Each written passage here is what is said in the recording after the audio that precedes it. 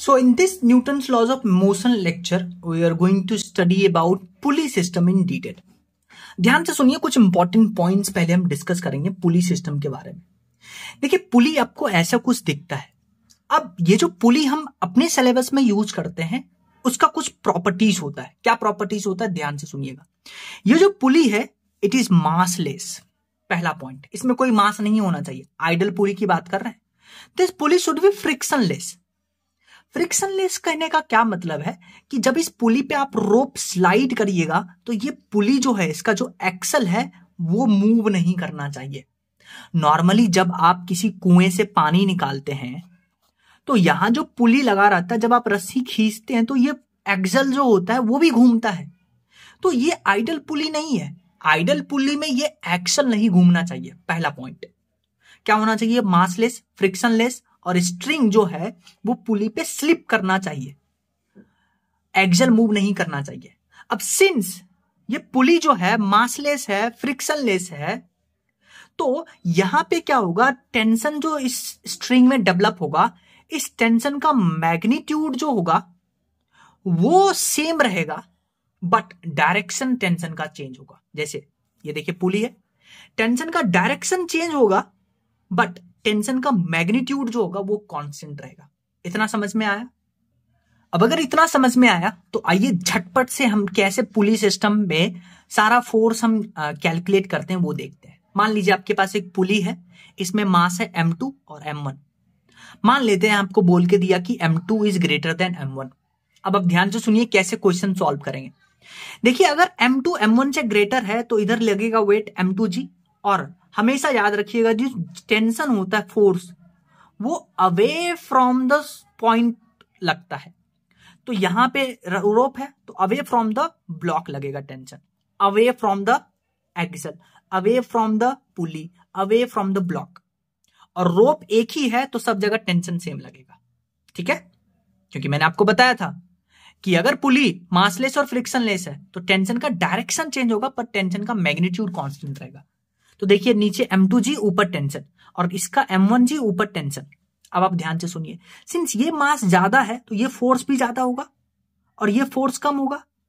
तो ये क्या करता है, इसको नीचे ले जाना चाहता है, ज्यादा फोर्स है तो ये ऊपर जाएगा, यानी इस ब्लॉक का नीचे एक्सेलेरेशन, इस ब्लॉक का ऊपर एक्सेलेरेशन। एक बार जब एक्सेलेरेशन का डायरेक्शन आप कैलकुलेट कर लिए हैं, एबीडी में ड्रॉप कर लिए हैं, तब आप बताइए इस ब्लॉक पे F net equal to m a लगा सकते हैं। एफ नेट क्या होगा, एक्सेलेरेशन के डायरेक्शन माइनस टेंशन, तो यानी m2g minus tension equal to m2 into a, पहला इक्वेशन। सिमिलरली इसका डायरेक्शन, एक्सेलेरेशन का डायरेक्शन ऊपर है तो tension minus m1g equal to m1 into a, tension minus m1g equal to m1 into a. जब आप इस दोनों को ऐड करिएगा तो टेंशन टेंशन खत्म, तो यहां से आपके पास एक्सेलरेशन आ जाएगा m2 minus m1 into g upon m1 plus m2। अब ये एक्सेलेरेशन का फॉर्मूला याद नहीं रखना है आपको। एक्सेलेरेशन निकालने के लिए मैं आपको बताता हूं एक कॉन्सेप्ट। देखिए, आपको पता है एफ नेट होता है मास इंटू एक्सेलेरेशन, तो ए हो गया एफ नेट अपॉन मास। तो आप यहां पे पूरे सिस्टम का एक्सेलेरेशन निकालने के लिए आप यूज करिएगा चलाने वाला फोर्स अपॉन टोटल मास। बताइए यहां पे चलाने वाला फोर्स कौन सा है, जो ज्यादा मास का है, यानी ये चलाने वाला है, ये रोकने वाला है। तो नेट फोर्स कितना होगा, नेट फोर्स हो जाएगा m2g माइनस m1g, कॉमन ले लेते हैं तो m2 minus m1 into g, divided by total mass m1 plus m2। ये इसको डायरेक्ट। फिर जब आप एक्सेलेरेशन यहां किसी एक इक्वेशन में पुट करिएगा तो टेंशन आपके पास आ जाएगा 2m1 m2 upon m1 plus m2 into जी। अब ये जो टेंशन का फॉर्मूला आया है ये आपको याद रखना है, और ये जो टेंशन का फॉर्मूला आया 2m1 m2 upon m1 plus m2 into जी, ये आया है बेसिकली टू ब्लॉक सिस्टम के लिए। तो टू ब्लॉक सिस्टम के लिए टेंशन का फॉर्मूला आपको डायरेक्ट याद होना चाहिए, क्योंकि आगे हम इसको डायरेक्ट यूज करेंगे, तो इसको डायरेक्ट याद होना चाहिए टू ब्लॉक सिस्टम के लिए। ठीक है, अब अगर आपसे पूछे, देखिए ये था पुली, इसमें रोप पे टेंशन, इधर रोप पे टेंशन। अगर आपसे पूछे बताइए थ्रस्ट ऑन पुली, तो थ्रस्ट ऑन पुली मतलब ये फोर्स की बात कर रहा है टी डैश, तो टी डैश को आप इसके इक्वल करिएगा तो 2t के बराबर आ जाएगा। ठीक है, अब आप क्या करिए, ये जो g है इसमें मल्टीप्लाई करिए तो आपके पास आ जाएगा 2 into m1g, m2g divided by m1g plus m2g। ये है क्या, हाँ, वेट जो पहले वाले मास पे लग रहा है, तो weight into W2 divided by W1 plus W2। Next question देखिए, इसमें आपको देखिए दो मास जिसका मास जो है वो सेम है, दो ब्लॉक है जिसका मास सेम है। इसमें पूछा फाइंड एक्सेलरेशन एंड टेंशन। तो इस पे देखिए नीचे mg लगेगा, ऊपर टेंशन लगेगा। अब सिंस दोनों का मास सेम है तो नेट फोर्स क्या होगा, इस पे 0 होगा, तो इसका एक्सेलरेशन 0 होगा, यानी ब्लॉक मूव नहीं करेगा। और अगर ब्लॉक मूव नहीं करेगा तो किसी एक ब्लॉक पे FBD बना करके हम टेंशन निकाल सकते हैं mg। यही टेंशन इधर भी होगा अवे फ्रॉम द सोर्स, इधर भी होगा अवे फ्रॉम द सोर्स, और टेंशन का वैल्यू mg के बराबर। नेक्स्ट क्वेश्चन देखिए, ये क्वेश्चन हमें एक कॉन्सेप्ट सिखाएगा। आपके पास दो ब्लॉक है M1 और M2 और पुली से कनेक्टेड है, ठीक है। अब आप ध्यान से रखिएगा, ये जो ब्लॉक है ये इस ग्राउंड के टच में है ना, फ्लैट सरफेस के टच में है। तो याद रखिएगा कि जो फ्लैट सरफेस के टच में ब्लॉक है ये क्या करेगा, एक्सेलरेशन में जो आप एफ नेट निकालते हैं उसमें इसका पार्टिसिपेशन नहीं होगा। तो अगर आप इसमें एक्सेलरेशन का डायरेक्शन निकालना चाहते हैं तो एक्सेलरेशन किसके वजह से आएगा, इस M2 ब्लॉक के कारण आएगा, क्योंकि यही M2 पे जब M2G लगेगा ग्रेविटेशनल फोर्स तो इसका एक्सेलरेशन इधर होगा और इसका एक्सेलरेशन इधर होगा, क्योंकि ये नीचे जाएगा तो ये इधर जाएगा। और ये इसके ऊपर जो ग्रेविटी लग रहा है ये ग्रेविटी एक्सेलरेशन लाने में कोई हेल्प नहीं करेगा। तो जब आप यहां पे एक्सेलरेशन लिखिएगा तो सिर्फ आप यही फोर्स लिखिएगा M2G, और मास आपको टोटल लेना है M1 प्लस M2, ठीक है। तो जो ब्लॉक सरफेस पे है उसका weight has no effect in acceleration of the system. फिर आप क्या कर सकते हैं, FBD बना सकते हैं, और FBD बना करके F net equal to MA लगा करके कुछ भी पूछे आपका आंसर आ जाएगा। और अगर आपको इस पुली पर थ्रस्ट पूछे तो देखिए नीचे टेंशन T और ये टेंशन T, तो नेट थ्रस्ट कितना हो जाएगा, दोनों देखिए 90 डिग्री पे, तो नेट थ्रस्ट हो जाएगा √2T। तो ये भी बात पता होना चाहिए आपको, और इसको रिएक्शन भी बोलते हैं।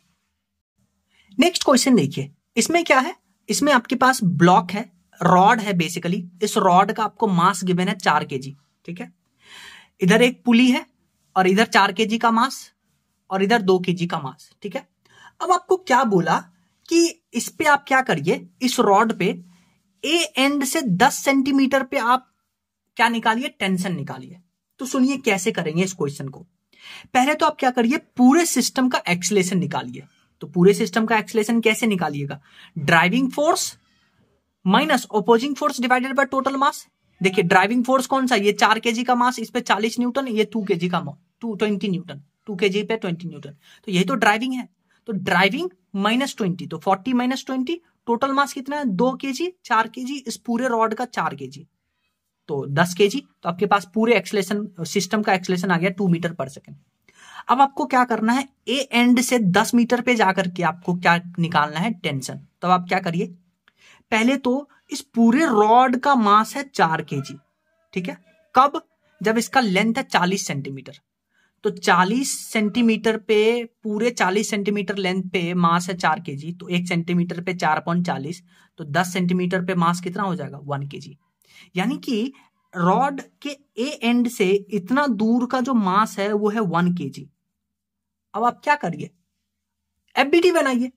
ये 1 kg का, मान लीजिए इसको 1 kg का ब्लॉक, इस पे लग रहा है T2 क्योंकि रोप चेंज होगा, इधर लग रहा है TP इसी पॉइंट पे, और इसका नेट एक्सेलरेशन इधर है क्योंकि ये 4 kg नीचे जाएगा तो इधर और इधर, तो नेट इसका इधर है।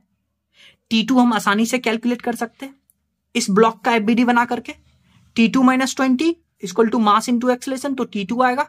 ये T2 इस ब्लॉक पे FBD बना करके, एक्सेलरेशन इधर है तो TP minus T2 into mass into acceleration, तो TP आ जाएगा। क्वेश्चन का आपको बेसिकली पता होना चाहिए कैसे सॉल्व किया है हमने। नेक्स्ट क्वेश्चन देखिए, इसमें आपको बेसिकली इंक्लाइन प्लेन पे ब्लॉक रखा हुआ है। तो आपको पता है इंक्लाइन प्लेन पे इधर जो फोर्स लगता है वो mg sin थीटा लगता है, और इधर भी mg sin थीटा लगेगा। तो यहां पे आप फोर्स लगाइएगा mg sin थीटा, मतलब mg sin 53, और ऊपर टेंशन इधर mg sin 37 क्योंकि एंगल 37 है, इधर टेंशन। फिर आप FBD बना करके पहले तो आप नेट एक्सेलरेशन निकालिएगा, चलाने वाला फोर्स माइनस रोकने वाला फोर्स डिवाइडेड बाय टोटल मास, उसके बाद आप टेंशन कैलकुलेट कर सकते हैं। नेक्स्ट हम एक बहुत इंपॉर्टेंट सेक्शन की बात करते हैं। हम 3 केस डिस्कस करेंगे। 3 केस बहुत इंपॉर्टेंट क्योंकि इस पे बहुत बार क्वेश्चन आया है। पहला केस सुनिए, ये पुली है, इस पे से 2 ब्लॉक हमने कनेक्ट किया, 2M और M का। इस पे आपको निकालना है एक्सेलरेशन। कैसे निकालेंगे? हाँ, एक्सेलरेशन क्या होता है? चलाने वाला फोर्स माइनस रोकने वाला फोर्स डिवाइडेड बाय टोटल मास।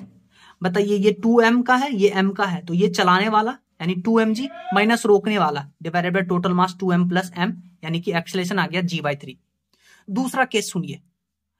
अब क्या हुआ है, इस रोप पे हमने डायरेक्ट फोर्स लगाया है 2mg के बारे में, 2mg के बराबर। यहां ब्लॉक नहीं है और इधर ब्लॉक है, तो अगेन जब इसका एक्सेलरेशन लिखिएगा तो चलाने वाला फोर्स 2mg माइनस रोकने वाला force mg divided by total mass, block का मास। तो यहां एक ही ब्लॉक है, एक ही मास को कंसीडर करेंगे m, तो यहां से A2 आ जाएगा g के बराबर। नेक्स्ट सिचुएशन सुनिए। पुली है, ये ब्लॉक है कैपिटल M, ये ब्लॉक है कैपिटल M। इस पे लगाया mg फोर्स हमने क्योंकि ग्रेविटी के कारण, और इस पे हमने एक एक्स्ट्रा फोर्स लगाया है mg के बराबर।